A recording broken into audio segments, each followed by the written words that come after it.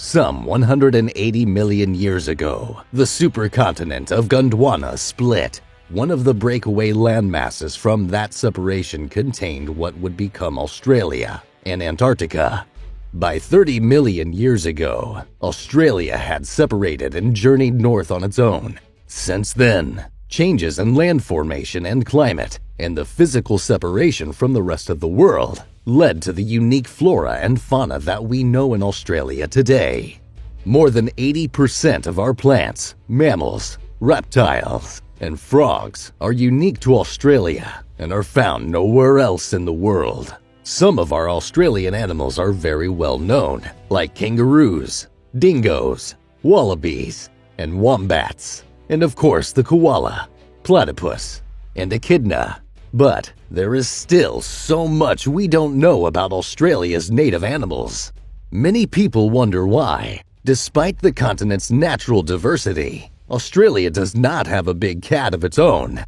In this video, we will try to answer this question.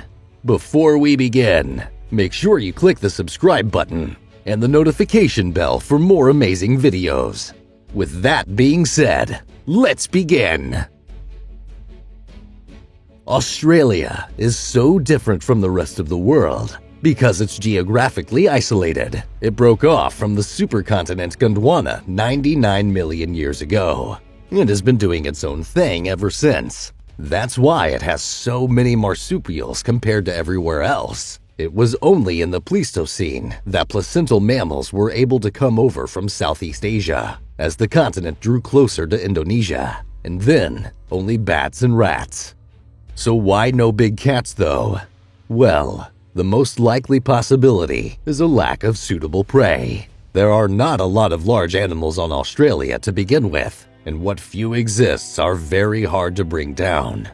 There used to be actual megafauna there and large predators to go with them, but they died out after humans arrived on the continent around 65,000 years ago.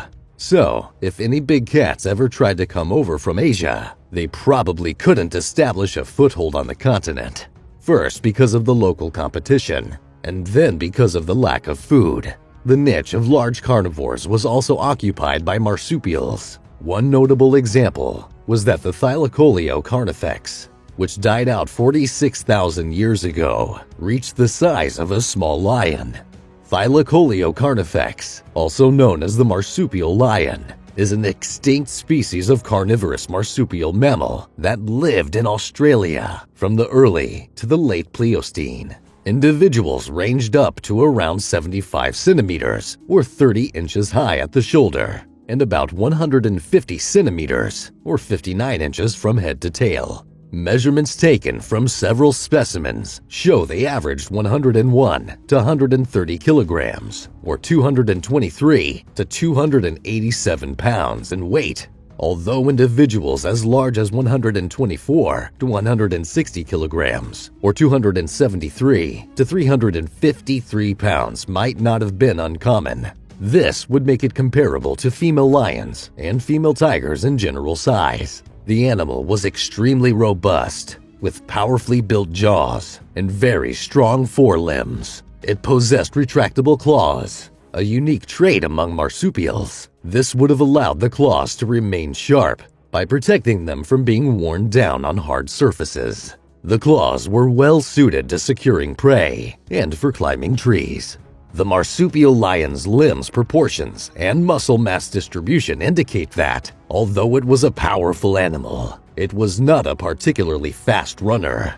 Paleontologists conjecture that it was an ambush predator, either sneaking up and leaping upon its prey, or dropping down on it from overhanging tree branches. That's all for today. If you enjoyed this video, don't forget to like, subscribe, and share it with your friends. You can also leave a comment with what you would like to see in the following videos. Thanks for watching. See you next time.